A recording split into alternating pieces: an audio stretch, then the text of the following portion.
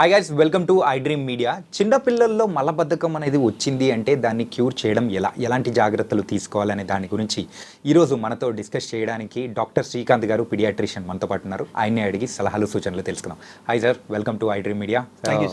మరి చిన్నపిల్లల్లో మలబద్ధకం వచ్చిందంటే దాన్ని నివారించడానికి ఏ జాగ్రత్తలు తీసుకోవాలి? తల్లిదండ్రులు కానీ వాళ్ళకు ఎలాంటి ఆహారం అనేది ఇవ్వాలి ఏంటి? సో మలబద్ధకం అనేది పిల్లలే కాదు, పెద్దవాళ్ళు కూడా కామన్ ప్రాబ్లమ్ చూస్తుంటాం. మనం పీకో అనే మూవీ చూసాం. అంత పెద్ద అమితాబ్ బచ్చన్ కూడా చాలా ఇబ్బంది పడి ఒక మూవీ తీసేంత పెద్ద ప్రాబ్లం.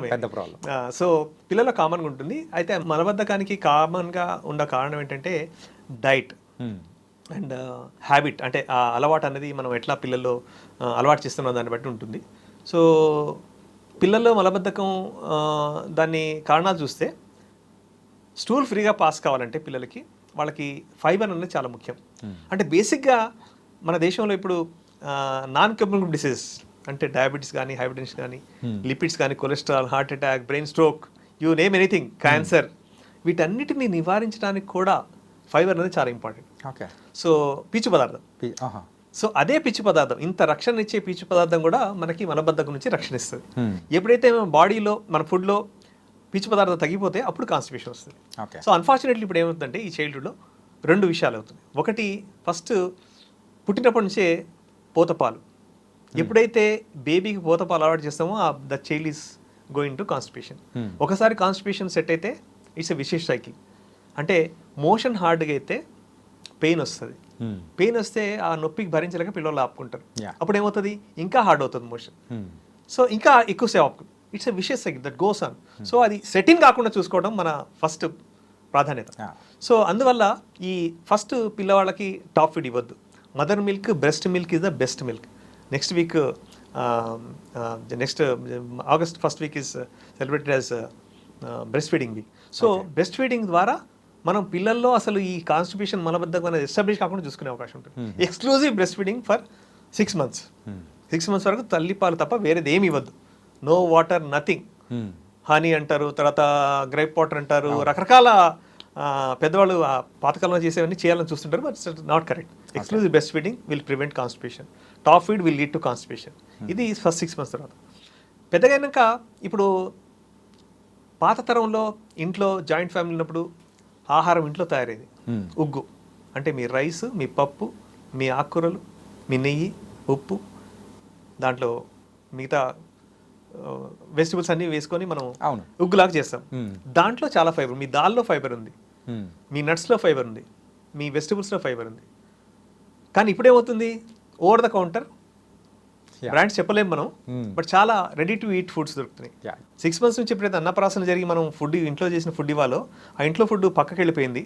ఎందుకంటే పేరెంట్స్ టైం లేదు, పెద్దవాళ్ళు లేరు, జాయింట్ ఫ్యామిలీస్ లేవు, ఈజీగా దొరుకుతున్నాయి, మన ఇన్కమ్ పెరిగింది. సో దానివల్ల మనం ఓవర్ ద కౌంటర్ దొరికే food, ready to use food తీసుకుంటాం. దాంట్లో ఫైబర్ ఉంటుంది కాబట్టి ఆటోమేటిక్గా వాళ్ళు కాన్స్టిపేషన్ గురవుతారు. ఓకే. సో తర్వాత మన ఇండియన్, అంటే ఎస్పెషల్లీ తెలుగు డైట్లో ఏంటంటే మనం ఫైబర్ ప్రాధాన్యత ఇవ్వం. ఒక ఐడియల్ ప్లేట్ ఎట్లా ఉండాలంటే 50% of the plate should be with vegetables and fruits. Half of the plate, okay, 1/4, మిగతా హాఫ్లో 2 parts చేయాలి. మిగతా 1/4లో రైస్, మీ వీట్, సీరియల్. మిగతా 1/4లో ప్రోటీన్ ఉండాలి. పప్పు కావచ్చు, నాన్ వెజ్ కావచ్చు, ఎగ్ కావచ్చు, పల్సెస్ కావచ్చు, మన నట్స్ కావచ్చు. సో ఇట్లా ఉండాలి ఏ ప్లేట్ అయినా, ఒక ఐడియల్ ప్లేట్ అనేది. కానీ మనకి ఫైబర్ కాన్సెప్ట్ అనేది హాఫ్ ఆఫ్ ద ప్లేట్ కూడా మనము రైస్తోనో లేదంటే ఏదో కార్బోహైడ్రేట్తో నింపుతున్నాం. సో పిల్లవాళ్ళకు కూడా ఉట్టి కార్బోహైడ్రేటే కాకుండా మనం ఫైబర్ 6 months తర్వాత అలవాటు చేయటం ద్వారా మనం దీన్ని ప్రివెంట్ చేసుకోవచ్చు. సో ఇది డైట్ ద్వారా మనం కాన్స్టిపేషన్ ప్రివెంట్ చేసే మార్గం. ఇంకోటి ఏంటంటే, కాన్స్టిపేషన్ వచ్చిన పిల్లలకి ఇది చాలా లెందీ ప్రాబ్లం అవుతుంది. 1-2 రోజులు మన కాన్స్టిపేషన్ మెడిసిన్ ఇస్తే సరిపోదు. ఎందుకంటే ఎప్పుడైతే కాన్స్టిపేషన్ సెట్ అవుతుందో మన పెద్ద పేగు అనేది ఎన్లార్జ్ అవుతుంది. అంటే అది ఎక్కువ స్టూల్ని అకామిడేట్ చేయాలి కాబట్టి. ఎందుకంటే అది అక్కడ ఆగిపోతుంది కదా, అది స్ట్రెచ్ అవుతుంది అన్నమాట పెద్ద పేగు. స్ట్రెచ్ అయినప్పుడు ఏమవుతుందంటే దాంట్లో ఉన్న ఎలాస్టిసిటీ పోతుంది, సాగే గుణం పోతుంది. అది సాగిన తర్వాత ఏ పేగు అయినా కానీ యూజువల్గా ఇంటెస్టైన్స్ అనేవి సంకోచ వ్యాకోచాలు ఉండాలి, దాని మూవ్మెంట్ అనేది ఉండాలి. ఎప్పుడైతే అది ఎన్లార్జ్ అయిపోయిందో, ఎక్కువ రోజులు ఎన్లార్జ్ అయిందో, దాని ఎలాస్టిసిటీ సాగడం కోల్పోతుంది. కాబట్టి అది అక్కడే నిండిపోతుంది. సో అప్పుడు దానికి ఎంప్టీ చేయడం కష్టమవుతుంది, మనం లాంగ్ టర్మ్ ట్రీట్మెంట్ ఇవ్వాల్సి ఉంటుంది. సో ఈ కాన్స్టిపేషన్ ప్రాబ్లమ్ని ఒకటి ప్రివెన్షన్ మనం మాట్లాడుకున్నాం, ఫైబర్ కావాలి. ఇంకోటి అలవాటు చేయాలి. ఎందుకంటే ఎప్పుడైతే బ్రెయిన్ ట్యూన్ అవుతుందో ఇట్స్ ఏ బ్రెయిన్ కూడా దానికి చాలా రోల్ ప్లే చేస్తుంది.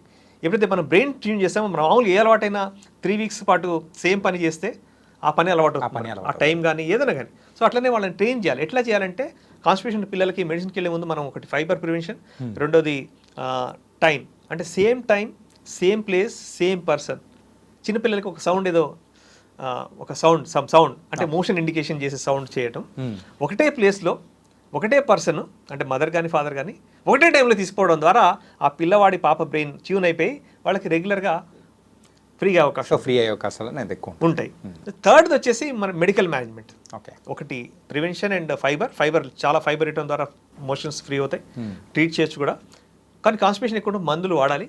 కానీ అంటే ఎప్పుడైతే కాన్స్టిపేషన్ చాలా ఎక్కువ రోజులు ఉందో మనము దాదాపు 1 year పాటు ఇవ్వాల్సి ఉంటుంది లాక్సేటివ్స్. ఓకే, 1 year పాటు 2 years పాటు ఇవ్వాల్సి ఉంటుంది. ఎందుకంటే మనం ఇంతకు మాట్లాడుకున్నప్పుడు ఎప్పుడైతే దాని సంకోచం పోతుందో, ఎలాస్టిసిటీ పోతుందో, మనం 2-3 రోజులు ఇస్తే అది ఖాళీ అవుతుంది. బట్ మళ్ళీ తర్వాత వచ్చిన స్టూల్ అక్కడ జమ అవుతుంది కాబట్టి అది అది ఆ స్ట్రెంత్ రిగైన్ అయ్యే వరకు, దాని ఎలాస్టిసిటీ మళ్ళీ పొందే వరకు మనం లాంగ్ టర్మ్ యూసేజ్ ఇవ్వాలి కాన్స్టిపేషన్ కాకుండా. 1 year పాటు ఇవ్వడం ద్వారా సేమ్ టైం మనం వాళ్ళకి ఫైబర్ ఇవ్వడం ద్వారా, ఆ టాయిలెట్ ట్రైనింగ్ ఇవ్వడం ద్వారా సేమ్ టైం మనం ఇంతకు మాట్లాడినట్టు అదే టైంలో కూర్చోబెట్టడం ద్వారా మనం ఈ ప్రాబ్లమ్ని ఓవర్కమ్ చేయొచ్చు. చాలా పెద్ద ప్రాబ్లం ఇది. It's a long problem, long డ్యూరేషన్లో సఫర్ అయ్యే ప్రాబ్లం. సో సేమ్ టైం ఇప్పుడు ఈ కాన్స్టిపేషన్కి కారణాలు మనము ఫైబర్ ఒకటే కాకుండా మనం తప్పకుండా మిస్ కాకుండా ఎస్పెషల్లీ యంగ్ చిల్డ్రన్లో చూడాల్సిందంటే థైరాయిడ్ డెఫిషియన్సీ ఉన్న పిల్లల్లో కాన్స్టిపేషన్ ఉండొచ్చు. సో ఎప్పుడైతే కాన్స్టిపేషన్ ఉందో ఆ పిల్లల వాళ్ళకి థైరాయిడ్ డెఫిషియన్సీ ఉందా అని మనం చూడాలి. ఎందుకంటే థైరాయిడ్ డెఫిషియన్సీ మిస్ అయితే వాళ్ళ బ్రెయిన్ ఎదుగుదల తగ్గిపోతుంది, వాళ్ళు కొంత మెంటల్లీ పర్ఫార్మెన్స్ తక్కువ ఉండొచ్చు, వాళ్ళ చదువులో పూర్గా పర్ఫామ్ చేయొచ్చు. సో బుద్ధిమాంద్యంతో బాధపడే అవకాశం ఉంటుంది. కాబట్టి ఎట్టి పరిస్థితుల్లో అంటే మామూలుగా ఏంటంటే ఐడియల్లీ ప్రతి న్యూ బార్న్ బేబీకి థైరాయిడ్ టెస్ట్ చేయించాలి. అన్ని హాస్పిటల్స్ చేయట్లేదు కానీ బట్ ఇట్స్ ఐడియల్. ప్రతి చైల్డ్కి న్యూ బార్న్ టైంలోనే థైరాయిడ్ డెఫిషియన్సీ ఉందా లేదా TSH ద్వారా చేయాలి. సో దాని ద్వారా నాట్ ఓన్లీ దిస్ కాన్స్టిపేషన్ మనం ప్రివెంట్ చేసే అవకాశం ఉంటుంది, అట్లనే బ్రెయిన్ గ్రోత్ కూడా. ఎందుకంటే అది లేట్ అయితే, మనం డయాగ్నోస్ చేయడం లేట్ అయితే కాన్స్టిపేషన్ అనేది లైఫ్ థ్రెటనింగ్ ప్రాబ్లం కాదు. అంటే వాళ్ళ లైఫ్ని మనం డిటర్మిన్ చేసే, వాళ్ళ భవిష్యత్తుని, వాళ్ళ చదువుని, వాళ్ళ ఉద్యోగ క్వాలిఫికేషన్ని, ఎలిజిబిలిటీని డిసైడ్ చేసేది కాదు కాన్స్టిపేషన్. బట్ ఈ బ్రెయిన్ డెవలప్మెంట్ స్లోగా ఉంటే థైరాయిడ్ డెఫిషియన్సీలో తప్పకుండా ఇవన్నీ ఎఫెక్ట్ అవుతాయి, ఆ పిల్లవాడి భవిష్యత్తు, దేశ భవిష్యత్తు కూడా. కాబట్టి థైరాయిడ్ డెఫిషియన్సీ ఉందా మనం తప్పకుండా కాన్స్టిపేషన్లో పిల్లలు చూడాలి. న్యూబార్న్ పీరియడ్లో ఐడియల్గా యంగ్ పేరెంట్స్ చూస్తుంటారు కాబట్టి ప్రోగ్రామ్ వాళ్ళకి అడ్వైజ్ అంటే ప్రతి న్యూబార్న్ బేబీస్కి మీరు అడిగి మరి న్యూబార్న్ పీరియడ్లో థైరాయిడ్ డెఫిషియన్సీ ఉందా లేదా చెక్ చేయించండి. సో అట్లనే మీ పిల్లలకి తల్లిపాలే ఇవ్వండి. తర్వాత ఫైబర్ డైట్, ఇంట్లో ఫైబర్ రిచ్ డైట్ ఇంట్లోనే పెట్టండి. టాయిలెట్ రెగ్యులర్గా అలవాటు చేయట్టు వాళ్ళకి ఇవ్వండి. సో మరీ ఎక్కువ ప్రాబ్లం ఉన్నప్పుడు డాక్టర్ సలహాతో లాక్సేటివ్స్ వాడాలి. దీని ద్వారా మనం ఈ మలబద్ధకాన్ని నివారించవచ్చు. అట్లనే దాని నుంచి ప్రాబ్లం నుంచి బయటపడే అవకాశం. Wow, nice sir, thank you so much sir. మలబద్ధకం చిన్నపిల్లల్లో వచ్చిందంటే మాత్రం తల్లిదండ్రులు చాలా జాగ్రత్తగా కేర్ తీసుకోవాలి. దాని ద్వారా ఒకవేళ మీరు నెగ్లెక్ట్ చేశారంటే అది ఫ్యూచర్లో వాళ్ళ లైఫ్కి ఎఫెక్ట్ అయ్యే అవకాశాలు కూడా ఉంటాయి. కాబట్టి నెగ్లెక్ట్ చేయకండి. సో ఇది వాళ్ళ ప్రోగ్రామ్. మరొక ప్రోగ్రామ్తో మళ్ళీ కలుద్దాం. అంతవరకు take care. This is your Chanakya. See you.